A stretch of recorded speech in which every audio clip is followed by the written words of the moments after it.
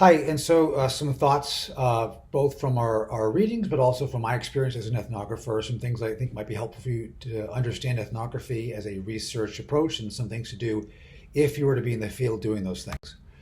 So, first off, remember that as an approach, ethnography has a unit of analysis of a culture sharing group, a group of people that what binds them together is their culture. So, an example would be like trauma room nurses or U.S. Marine officers at the basic school who are learning to become new members, or reconnaissance Marines, gang members of Chicago. They might have a location, a place, but what defines them is they all know how to behave in a way that gives them membership. Some of the constructs in there are things like shared patterns of behavior, beliefs, and language. So trying to get at what culture is, you're going to look at things like what are behaviors that are common or uncommon as patterns in the group? What are the things that they all share in belief or don't share in belief? Because that can also help you understand things. And what are the not just language like they speak English or they speak Spanish or they speak Mandarin, but rather what are the language moves or language norms that help define the culture? And then the ethnographer. Their job is to get down into there and stake out. It's called participant observation because you are there to observe, but you also have to carve out some kind of participant role. To be immersed in a group and to really understand them, you have to figure out what your job or place with them is. For example, in my ethnography at the basic school, I wound up being this sort of like older Marine who's come back to understand how the Marine Corps makes Marine officers, but I could also be a sounding board, talk to Marines about things, give them some advice in a non-threatening way. I ended up being kind of like an uncle in some ways to the young Marines and some of the actual officers, the senior people, the junior officers under training, but then the sort of mid-grade officers who were running the cadre, captains and majors. So ethnography is not a discipline, it's a research approach. It comes from and is linked to two disciplines in the US. One is anthropology. You could learn to do ethnography if you went to get an anthropology degree from a place like University of Florida. And they do things like very extended field work, like 2 years in the field. Usually it focuses on primitive people, like the Bongo tribe, whatever, some rare indigenous people somewhere.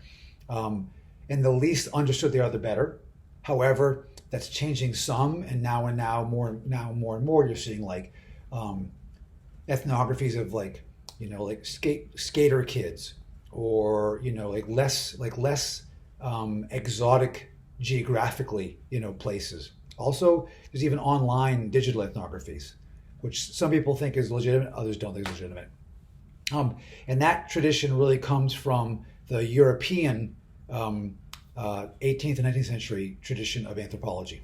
The other one kind of broke away and is somewhat distinct is U.S. sociolinguistics. So basically a bunch of people that had learned to be sort of ethnographers from this traditional European anthropology perspective, they wound up becoming field workers, mostly in the American West and Southwest, also in like the North, like among the Lakota people and Dakota people, basically building grammars for American Indian tribes. And I'm from that tradition, the linguistic sort of anthropological perspective that becomes sociolinguistics. And the difference is linguistic anthropology, you use language to understand people. Sociolinguistics, you use people and their social interactions to understand language. Some of the hallmark features for this are it involves complexity, and you have to try and describe a lot of complex. This idea of like rich, thick description or thick description is because there are really, really complex patterns of behavior, and you need to have complete, not in the sense of exhaustive, but so thick and so rich that outsiders can get a sense of what it was like to be there, why things are as they are. You're trying to look at things like the patterns of sort of mental beliefs that are revealed through actual observable things, like articulations of values, how people act, their language. So remember, it's not like mind reading. You're not reading the minds of people. You're talking to them. You're asking them. You're observing things. You're going back and saying, well, why'd you do that? That kind of stuff. And then in material activities, you want to say things like social arrangements, what are the rituals, who does what, where, when, and why are things not done in the culture. It's also explicitly theory-based. So, for example, I'm coming, again, from this sociolinguistics tradition, which has been really shaped by Del Hymes, passed away recently, but he's a kind of a titan in the field. And there's a sort of a theory of how and why human beings do things culturally, behaviorally, linguistically to try and create groups and group membership. Some of the things you do as a researcher in there is you do semi-structured interviews, less likely to do focus groups. I've done a lot of group interviews because it's one thing to interview individual members. It's another thing to get, say, like a squad together and have people sort of freewheeling and talking about, well, I did this and you did that. That can be very instructive as well. Participant observation, where you have some role, you're actually doing stuff. Like, it's one thing to say, well, they're out in the fields. It's another thing to actually be in the fields yourself doing the same work. And then collecting artifacts and texts that are illustrative and help expand and understand the culture. Also, important concept, huge concept, emic and etic. The emic perspective is the insider perspective. It's, if you're in the culture, it's seeing things from the insider's view, and you often get that through, you also make that visible through verbatim quotes or trying to articulate how members saw things. And there's an etic perspective and outsider's one, and they're both equally important. You need an insider perspective and an outsider perspective, because on the insider one, like, things don't make sense.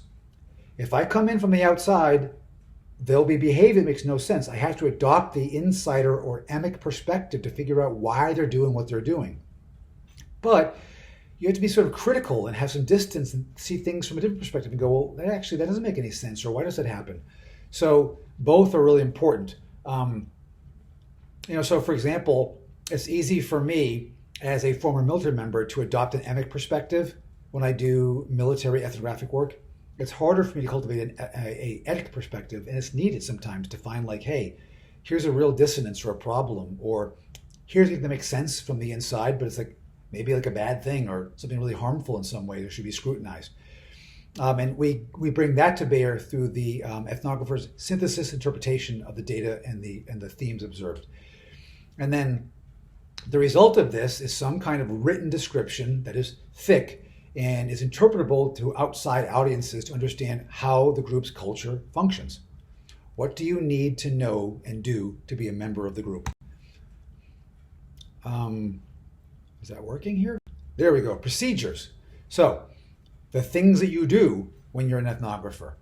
First, you have to ask yourself, is ethnography the right approach? That is there a reason why it is valuable and going to produce insight if I can unpack this culture sharing group to outsiders?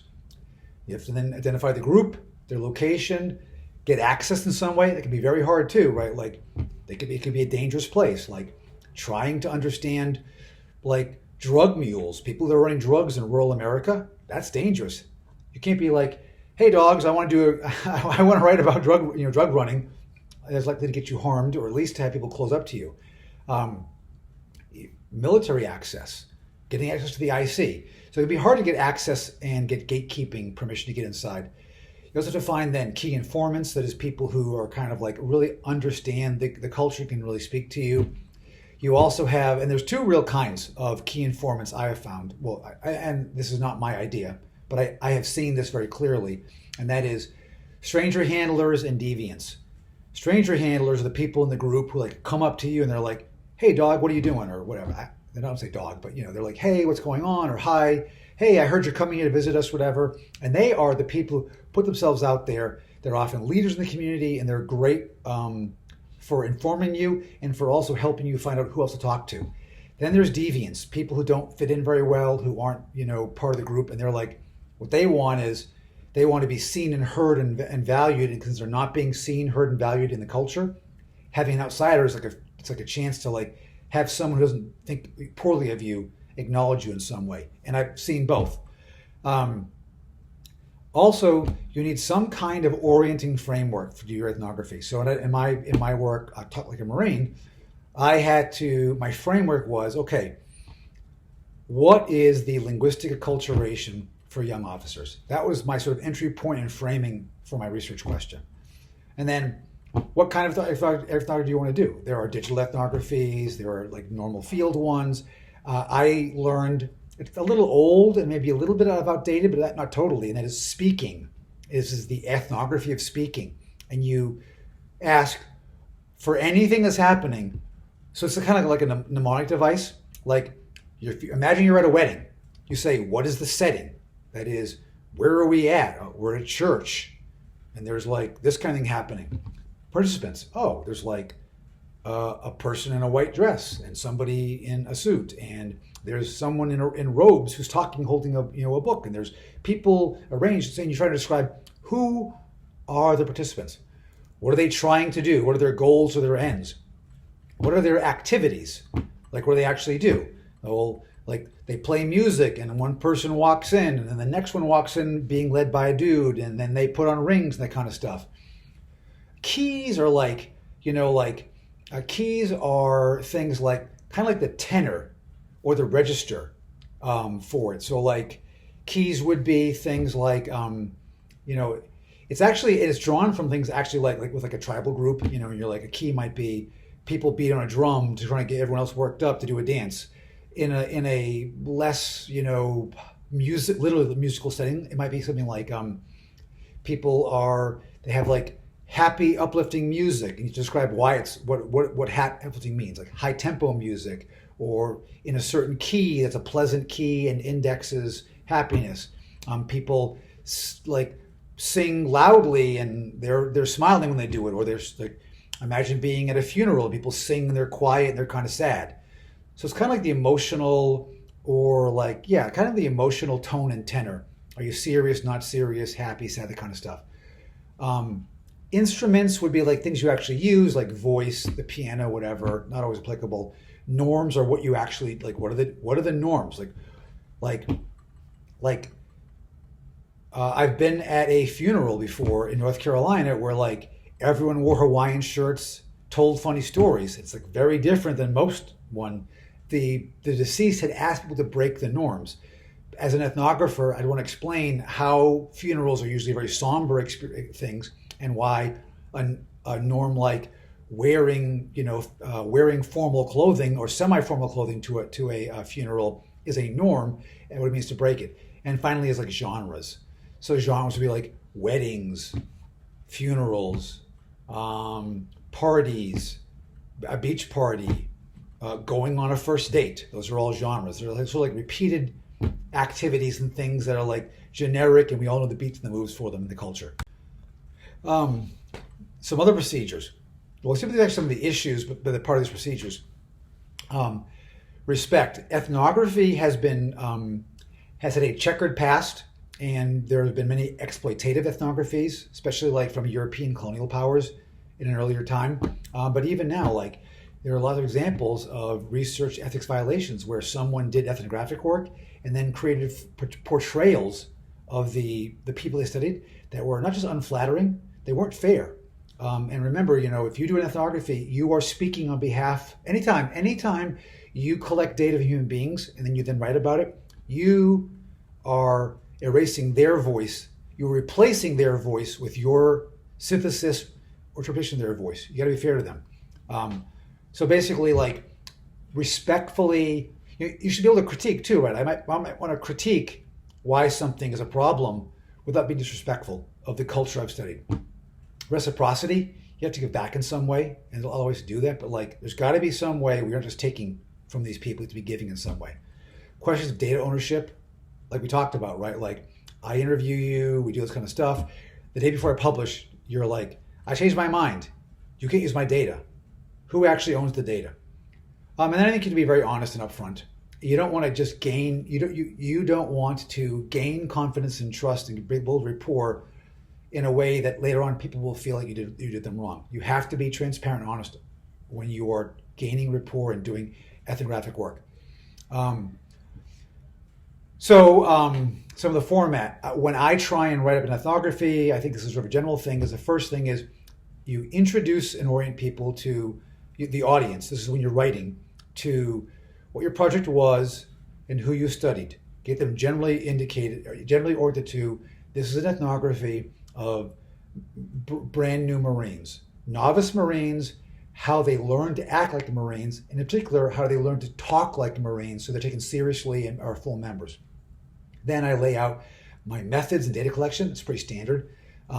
Interpret my interpretations of the patterns and structures that I observed. So kind of like my findings and that kind of discussion. And then what comes out with it is a thick cultural portrait.